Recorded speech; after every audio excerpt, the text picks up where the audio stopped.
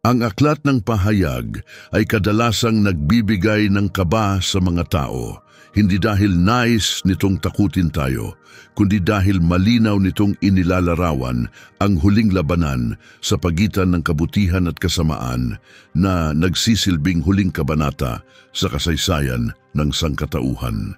Sa mga kabanata 6 hanggang 16 ng pahayag, ipinapakita ang impluensya ni Satanas sa mundo, isang mahalagang bahagi ng aklat na ito na mahirap ganap na maunawaan at ilapat sa araw-araw.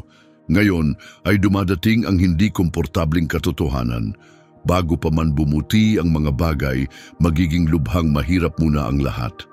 Gayunpaman, may kaunting ginhawa sa kaalaman na ang mga kabanatang ito ay nagpapakita ng pinakamasamang karanasang mararanasan ng sangkatauhan. Ngunit kahit ang kaalamang ito ay maaaring maging sanhi ng pagkabalisa. Ang 7 tatak na inilarawan sa pahayag kabanata 6 hanggang 17 ay kumakatawan sa sunod-sunod na huling paghatol mula sa Diyos. Nagsisimula ang mga kaganapan sa pahayag kabanata 5 kung saan may paghahanap sa buong langit at lupa para sa isang taong karapat-dapat na magbukas ng isang natatanging balumbon sa pamamagitan ng pagsira sa mga tatak nito. Lumilinaw ang kahalagahan ng balumbon habang umuusad ang kwento. Taglay nito ang plano ng Diyos na wakasan ang kasalukuyang yugto ng kasaysayan ng tao. Ayon sa pangitain ni Juan, ang balumbon sa langit ay selyado ng 7 tatak. Sa bawat pagbungad ng tatak, may bagong paghatol na bumababa sa mundo. Kasunod ng mga paghatol ng tatak ay mas matitinding kaparusahan pa, ang mga paghatol sa pamamagitan ng trumpeta at pagkatapos ay ang mga paghatol mula sa mangkok. Ang kwento ng paghahanap sa isang karapat-dapat na magbukas ng balumbon ay nagsisilbing panimula sa lahat ng ito. Inilarawan ni Juan ang kanyang nakita. Sa kamay ng nakaupo sa trono, napansin kong may hawak siyang isang balumbon, puno ng sulat sa magkabilang panig at selyado ng 7 tatak. Taglay ng balumbon ang mga paghatol na isa sa katuparan ng Diyos. Sa simula, wala ni isa mang nahanap na karapat-dapat upang buksan ito, dahilan kung bakit labis na nalungkot si Juan.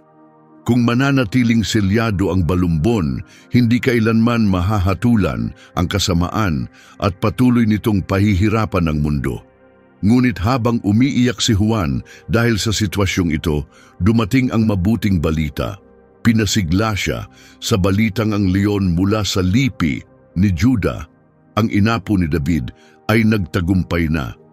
Tanging siya lamang ang may kapangyarihang magbukas ng balumbon at sirain ang 7 tatak nito.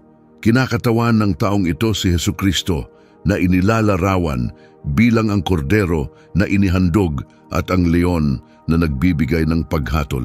Nang kunin ni Jesus ang balumbon upang buksan ang mga tatak at isakatuparan ang paghatol sa mga tumalikod sa Diyos, nagsimula ang mga nilalang sa langit na purihin siya sa isang bagong awit ng kagalakan. Sa pahayag 5, Siyam, umawit sila ng bagong awit tungkol sa kanyang kapangyarihang magligtas.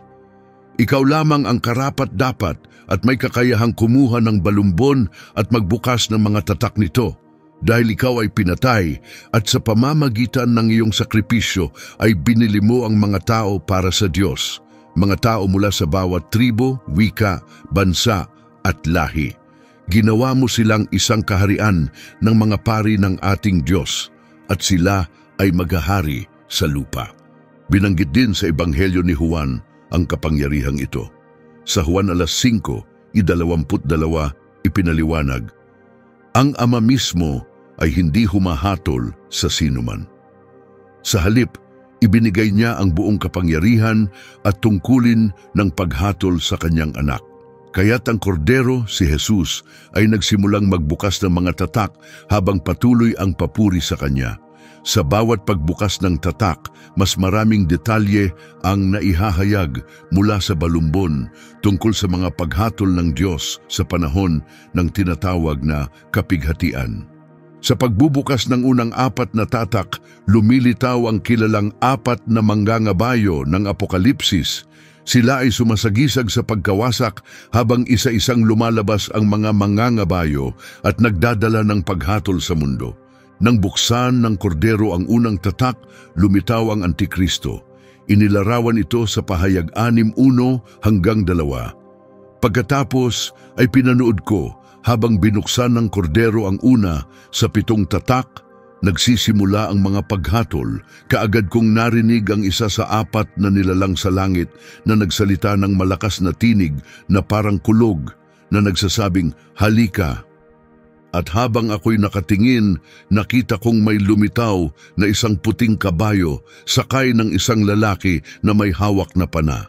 Siya ay binigyan ng isang korona na sumisimbolo ng tagumpay at siya ay lumabas na may layuning manakop at maghari. May mahahalagang detalye rito. Ang mangangabayo ay nasa puting kabayo, sumisimbolo ng kapayapaan. Sa simula ng kapighatian, lilitaw ang Antikristo na nagpapanggap na nag-aalok ng pandaigdigang kapayapaan. Siya ay binibigyan ng korona, tanda ng kanyang matinding kapangyarihan at impluensya. Ngunit kahit na siya ay tila nagdadala ng kapayapaan, dala niya ang pana, simbolo ng kanyang lihim na layuning mangibabaw. Nang buksan ng kordero ang 2 tatak, sumiklab ang malalaking digmaan sa buong mundo. Ito ay sinisimbolo ng isang mangangabayo na nakasakay sa isang maliwanag na pulang kabayo, may hawak na malaking espada. Inilarawan ito ng malinaw sa pahayag 6:3 hanggang 4. Pagkatapos ay binuksan ng kordero ang 2 tatak, at narinig ko ang 2 nilalang sa langit na malakas ang tinig na nagsabing, "Halika!" Bigla, may isa pang kabayo na lumitaw, isang pulang-pula na sumisimbolo sa pagdanak ng dugo. Ang sakay nito ay binigyan ng kapangyarihang alisin ang kapayapaan sa mundo na naging dahilan upang ang mga tao ay magpatayan at saktan ng isa't isa. Siya ay binigyan ng malaking espada na kumakatawan sa digmaan at kamatayan. Malinaw na ang pulang kabayo ng 2 tatak ay sagisag ng malawakang kaguluhan at karahasan. Pagkatapos ng panandaliang huwad na kapayapaan, ang karahasan ay mabilis na sasakop sa buong mundo at ang mga tao ay magkakagalit at maglalabanan. Kasunod nito ang taggutom sa pagbubukas ng 3 tatak. Nakita ni Juan ang isang mangangabayo sa isang itim na kabayo, may hawak na timbangan na gamit sa pagsukat ng pagkain. Narinig niya ang isang pahayag na nagsasabing magiging sobrang kakulangan ng pagkain, kaya't kakailanganin ng isang tao na magtrabaho buong araw upang makabili lamang ng kaunting butil.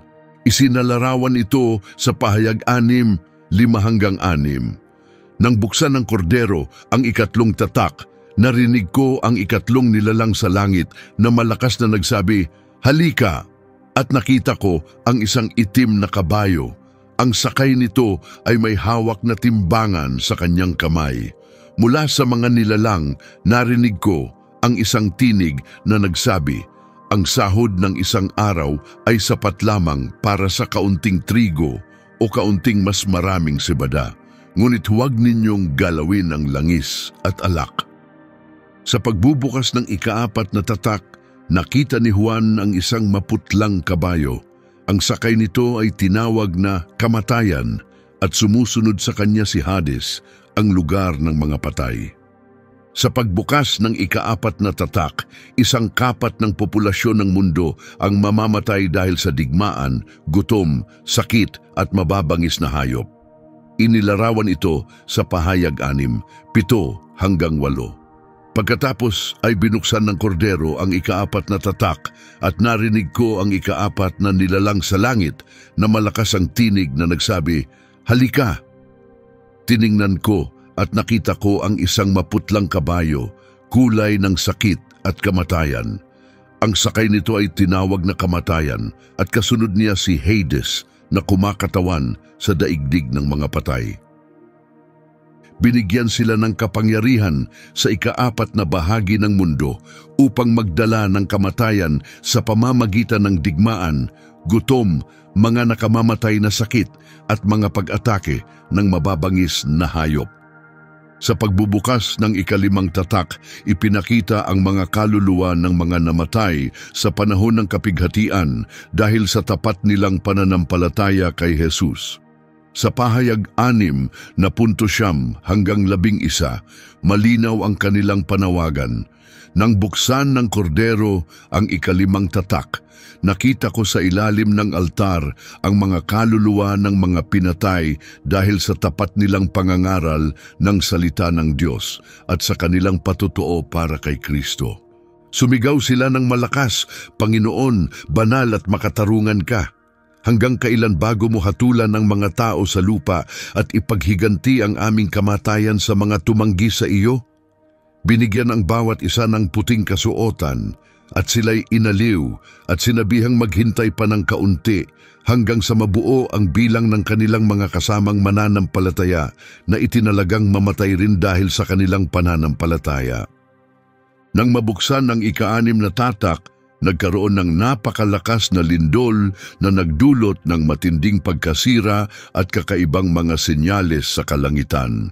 Ang araw ay naging lubos na madilim, ang buwan ay naging kasing pula ng dugo, at ang langit ay parang gumulong palayo na parang isang balumbon. Ang mga bundok at isla ay yumanig at naiba ang kinalalagyan. Inilarawan ni Juan sa pahayag 6:22 hanggang 14 ang matinding tagpong ito. Nang buksan ng kordero ang ika-6 na tatak, nakita ko ang isang matinding lindol.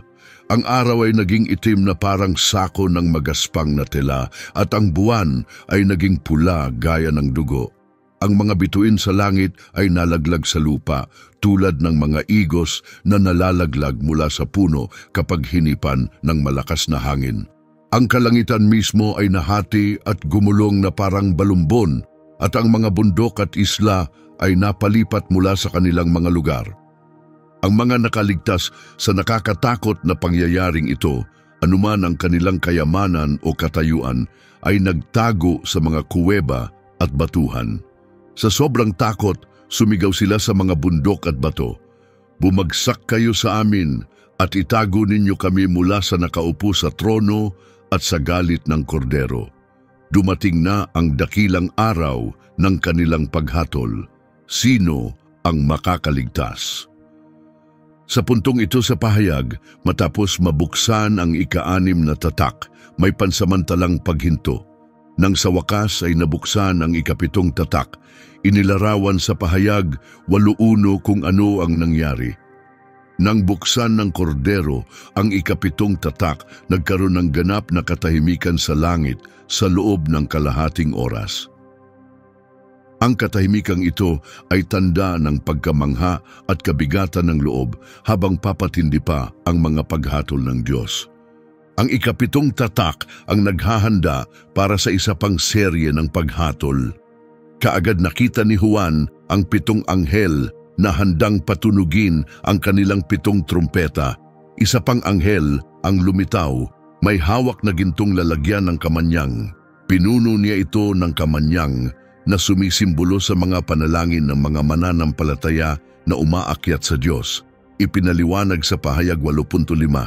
Pagkatapos, kinuha ng anghel ang lalagyan ng kamanyang, pinuno ito ng nagbabagang baga mula sa altar at inihagis sa lupa. Kaagad, kumulog, umalulong ang mga tunog, kumidlat at nagkaroon muli ng isang lindol. Pagkatapos ng 7 tatak, nagsisimula ang isang bagong serye ng mga paghatol na tinatawag na 7 paghatol ng trumpeta na siyang susunod na matinding yugto ng kapighatian. Sa mga kabanata 8 at 9 ng pahayag, malinaw na inilarawan ni Juan ang mga anghel na tumutunog ng 7 trumpeta, hudyat ng mga pangyayaring malapit ng mangyari sa pagtatapos ng panahon. Bawat trumpeta ay nagbabadya ng isang bagong sakuna na tatama sa sangkatauhan. Ang 7 trumpeta ay detalyadong isinulat sa aklat ng pahayag. partikular sa mga Kabanata 8, 9 at sa Kabanata 11, talata 15 hanggang 19. Ang bawat trumpeta ay sagisag ng isang sakuna. Ang mga kaganapan na may kaugnayan sa 7 trumpeta ay magaganap sa panahon ng kapighatian sa pagtatapos ng panahon. 7 anghel na nakatayo sa harap ng Diyos ang tumanggap ng 7 trumpeta. Bawat trumpeta ay hudyat ng panibagong alon ng pagkawasak. Pahayag 8.7. Nang tumunog ang unang trumpeta, bumagsak ang yelo at apoy na may halong dugo sa lupa. Sinunog ng matinding bagyong ito ang 3 bahagi ng lupa, 3 bahagi ng mga puno at winasak ang lahat ng luntiang damo. Ang paghatol na ito ay kahalintulad ng 7 salot sa Ehipto. Pahayag 8 hanggang 9. Pagkatapos tumunog ang pangalawang trumpeta, isang bagay na tila isang napakalaking naglalagablab na bundok ang inihagis sa dagat. Dahil dito, naging dugo ang 3 bahagi ng dagat, namatay ang 3 bahagi ng lahat ng nilalang sa dagat at nasira rin ang 3 bahagi ng mga barko. Ang pangyayaring ito ay kapareho ng unang salot sa Ehipto na mababasa sa Exodo 7, 20 hanggang 21. Pahayag 8:30 hanggang 11. Sumunod ang 3 anghel at tumunog ng trumpeta. Isang malaking bituin na nagniningas na parang sulo ang bumagsak mula sa langit. Tumama sa 3 bahagi ng mga ilog at bukal ng tubig tabang. Ang bituing ito na tinatawag na agenjo, wormwood, ay nagdulot ng pagkalason sa 3 bahagi ng mga tubig tabang, kaya't maraming namatay dahil sa lason nito.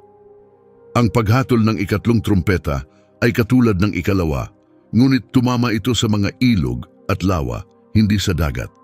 Binanggit sa talata 11 ang agenjo, kilala rin bilang Artemisia absinthium, ay isang halamang matindi, ang pait at may lasong katangian. Pahayag 8:30 hanggang 13. Sa 4 na trumpeta, ang anghel ay nagpapadilim sa 3 bahagi ng araw, buwan at mga bituin.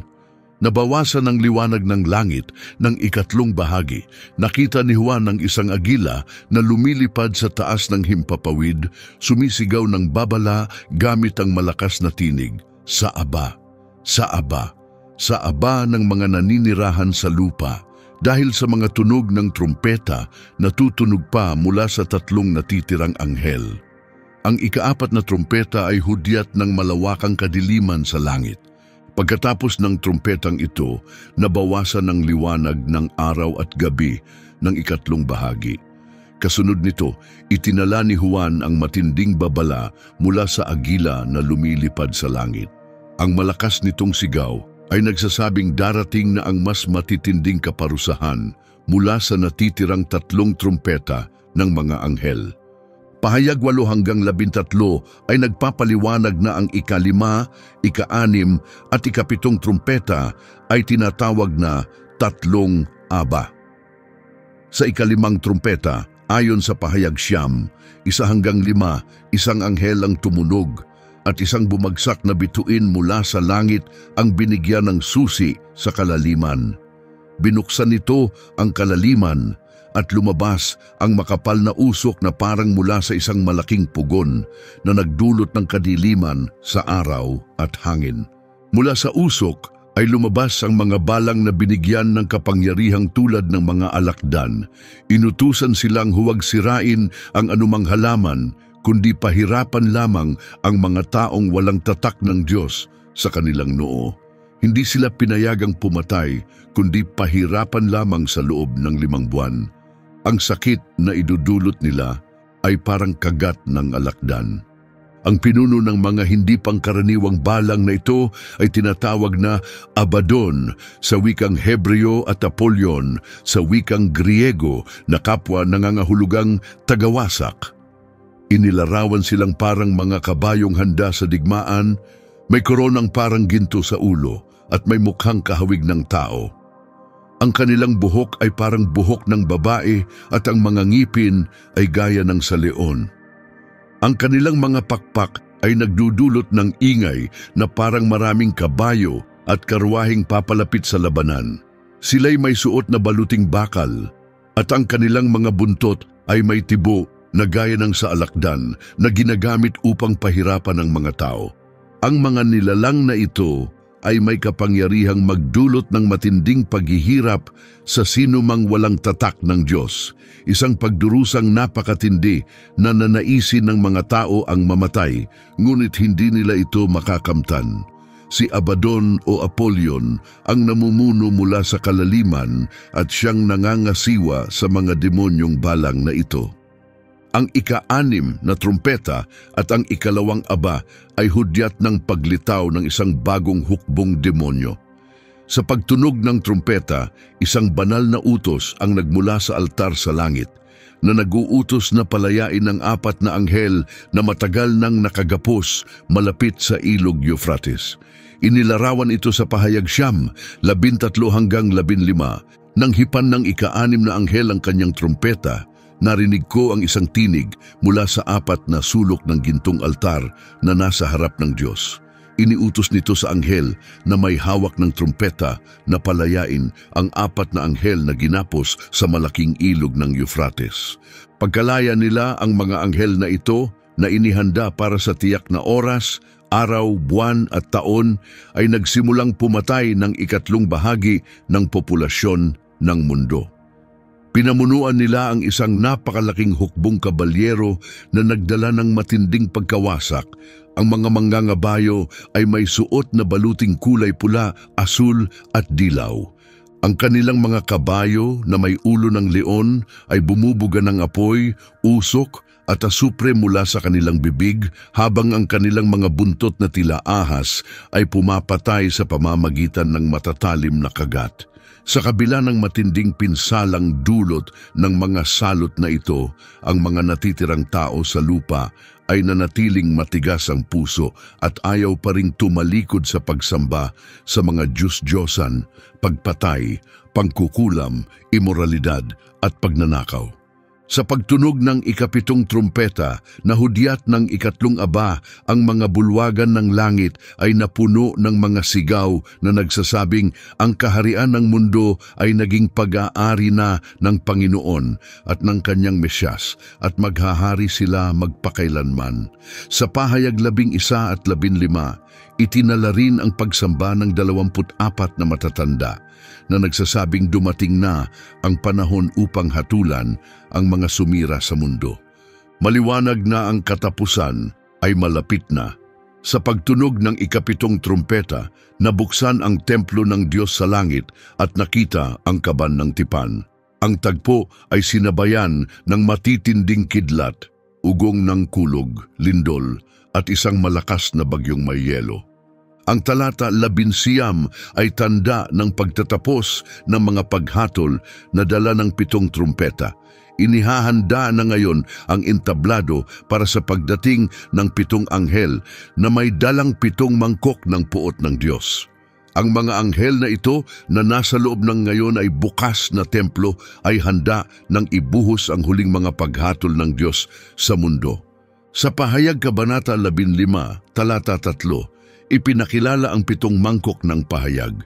Karaniwang inilalarawan bilang mga sisidlan na puno ng galit. Simbolo ito ng matinding puot ng Diyos laban sa laganap na kasamaan sa lupa, lalo na sa ilalim ng pamumuno ng tinatawag na Antikristo. Bago pa man ibuhos ang mga mangkok, may mga naunang pangyayari at paghatol na naganap. Nagsimula ang kwento ng unang mangkok sa pahayag 16, sa pamamagitan ng isang makapangyarihang tinig mula sa templo na nagutos sa 7 anghel. Sa pahayag 16, 1 hanggang 2, sinabing inutusan ng tinig ang mga anghel na ibuhos ang puot ng Diyos sa lupa. At lumakad ang unang anghel at ibinuhos ang laman ng kanyang mangkok sa lupa. Dahil dito, nagkaroon ng masasakit at nakakadiring sugat ang mga taong may marka ng halimaw at sumamba sa larawan nito. Sa pagbuhos ng unang mangkok, isang kakilakilabot na pagbabagong pisikal ang naganap. Ang mga taong minsang ipinagmamalaki ang kanilang marka bilang tagasunod ng halimaw ay ngayoy pinahirapan ng masakit at nakakalasong mga sugat sa kanilang balat. Ang marka na dati simbolo ng pagsuway sa Diyos ay naging dahilan ng kanilang matinding paghihirap. Sa pagkalat ng sugat sa mga tumanggap ng marka ng halimaw, sumunod ang ikalawang paghatol. Ang ikalawang anghel, tangan ng kanyang mangkok ay lumapit. Sa pahayag 16:3, inilarawan ang kanyang pagkilos. Ibinuhos ng ikalawang anghel ang kanyang mangkok sa dagat at naging parang dugo ng isang patay ang tubig nito. Lahat ng nilalang sa dagat ay namatay. Ang dating asul na karagatan ay unti-unting naging madilim at makapal na pula gaya ng dugo ng isang bangkay. Ganap ang pagbabagong ito na hindi lamang pisikal kundi simbolikong nagsasaad ng kamatayan at pagkasira. Kung sa pahayag 8 wika, 8 araw hanggang 9 ay bahagi lamang ng dagat ang naapektuhan, ngayon ay buong karagatan na ang kontaminado. Lahat ng buhay sa dagat ay naubos. Ipinapahiwatig ng paglalarawan na ang dagat ay naging parang dugo, hindi literal, ngunit taglay ang madilim, malapot at nakakapandidiring katangian ng dugo ng patay. Ang ikatlong mangkok ay ibinuhos sa mga ilog at bukal. Hindi rin ito nakaligtas. Ang mga tubig tabang ay naging dugo rin. Ang tubig na siyang esensya ng buhay ay naging sagisag ng kamatayan gaya ng inilarawan sa pahayag 16:4. Nang ibuhos ng ikatlong anghel ang kanyang mangkok sa mga ilog at bukal, ang tubig ay naging dugo. Ang ganap na pagbabagong ito ay lubhang mas matindi kumpara sa naunang pagkakalasong tumama lamang sa ikatlong bahagi ng tubig tabang sa pahayag 8. Sa gitna ng matitinding paghatol na ito, ang pangitain ni Juan ay nagsisilbing matinding babala. Tayo'y tinatawagan na makinig sa salita ng Diyos, talikuran ang kasalanan at humanap ng kaginhawaan sa kanyang biyaya. Sumunod ang ika-4 na mangkok. Isang anghel ang lumapit, tangan ang sisidlan ng susunod na paghatol. Sa pagkakataong ito, hindi sa lupa o sa tubig ipinunta ang mangkok, kundi sa araw mismo. Sa pahayag 16:8, inilarawan na ang ikatlong anghel ay ibinuhos ang kanyang mangkok sa araw at binigyan ito ng kapangyarihang sunugin ang sangkatauhan sa pamamagitan ng apoy. Kaagad nagkaroon ng matinding pagbabago. Ang araw na dati pinagkukunan ng liwanag at init ay naging instrumento ng pagkawasak. Naglabas ito ng matinding init na hindi pa kailanman naranasan sa kasaysayan. Ang mga tao sa buong mundo ay tila nasa loob ng pugon, nasusunog ang kanilang balat sa walang awang silakbo ng araw. Ang sakit ay matindi, sumasakal sa buong katawan. Subalit sa halip na humingi ng awa, lalong tumigas ang puso ng tao. Sa halip na lumapit sa Diyos, sila'y nagngalit, tinaas ang kanilang kamao sa langit bilang pagsuway at paghamak. Ang ikalimang anghel ayon sa utos ng Diyos ay ibinuhos ang kanyang mangkok hindi sa mga elemento ng kalikasan kundi sa trono ng halimaw, ang mismong sentro ng katiwalian. Dahil dito, nawala ang liwanag ng araw at nabalot ng kadiliman ng kaharian ng halimaw. Isipin ang mundong lubos na nababalot ng dilim, walang liwanag, walang direksyon. Ngunit hindi ito basta karaniwang gabi, ito ay matinding dilim na nagpapahirap at nagpapakaba.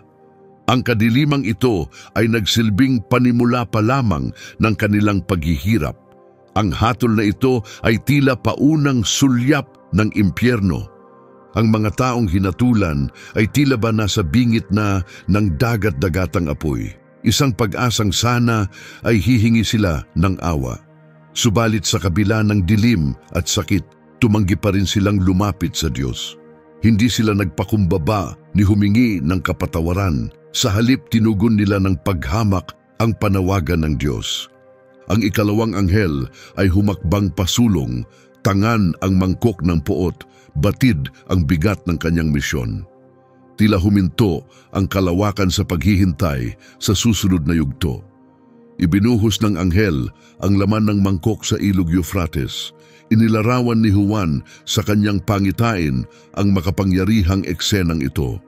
Nang ibinuhos ang mangkok sa ilog Euphrates, natuyo ang tubig nito na naghanda ng daan para sa mga hari mula sa silangan. Ang dating hadlang ay naging daanan. Ang Euphrates, isang mahalagang ilog sa kasaysayang biblikal at bahagi ng Fertile Crescent, ay dumadaloy sa Turkey, Syria at Iraq. Kaya't ang pagkatuyo nito ay makasaysayang tagpo. Sa langit, naghahanda na ang ikapitong anghel na ibuhos ang huling mangkok ng paghatol. Hindi ito basta isa pang paghatol. Ito ang kaganapan ng lahat ng naunang hatol, tanda ng kabuuan at bigat ng desisyon ng Diyos. Ayon sa pahayag 16 at 17, nang ibuhos ng ikapitong anghel ang mangkok sa kalawakan, isang malakas na tinig ang nagmula sa trono sa templo na nagsabing, "Naganap na ito." Hindi ito simpleng pahayag kundi matibay na deklarasyon na ang wakas ay narating na. Kaagad, dumating ang mga bunga ng hatol. Sa pahayag 16 at 18, isinulat na lumaganap ang mga kidlat, ugong, kulog at isang lindol na hindi pa kailanman naranasan mula pa sa simula ng sangkatauhan. Ito'y hindi pangkaraniwang lindol. Ito ang pinakamalakas, pinakamatinding unos na sumalamin sa lakas ng huling paghatol ng Diyos. Maging ang mga espiritual na daigdig ay nayugyog sa tindi ng kaguluhan. Nang humupa ang kaguluhan, bumukas ang daan para sa higit pang revelasyon. Ang Babylonia, simbolo ng kapalaluan, pagsuway at kahalayan ng tao, ay hinarap na ng Diyos. Tinanggap nito ang buong bigat ng kanyang matinding puot. Isang lungsod na dating makapangyarihan at nangingibabaw, ngayon nahati sa 3 bahagi, tanda ng pagbagsak nito. Isang pagbagsak na hindi lang pansarili, kundi isang pattern na inuulit sa buong mundo. Ang mga lungsod sa buong mundo na mga sagisag ng tagumpay at talino ng sangkatauhan ay bumagsak isa-isa. Ang karangyaan ng mga likha ng tao ay agad na naging abo at wasak na mga guho. Mula sa trono, isang proklamasyon ang inihayag, tapos na ang lahat ng pagkaantala. Sa kanyang mahabang pagtitimpi, pinalawig ng Diyos ang panahon ng kanyang paghahatol hanggat maaari. Mula sa mga tatak, lumipat sa mga trumpeta at sa huli sa mga mangkok ng puot. Ngunit pagkatapos ng mga huling paghatol na ito, wala nang iba pang pagwasak ang darating. Naganap na ito. Nanginig ang lupa sa ilalim ng isang napakalakas na lindol sa mga huling sandali ng paghatol. Sa gitna ng kaguluhan, maaaring itanong, paano tumugon ang sangkatauhan? Sa isang perpektong mundo, sana'y may nakita tayong pagsisisi o pagkilala sa banal na pagkilos. Ngunit kahit habang bumabagsak ang dambuhalang tipak ng yelo mula sa langit, nanatiling matigas ang puso ng tao. Sa halip na humingi ng awa o magsisi, patuloy nilang isinumpa ang Diyos. Ang malalaking tipak ng yelo, bawat isa ay may bigat na halos 1 talento, ay tumama sa mga tao.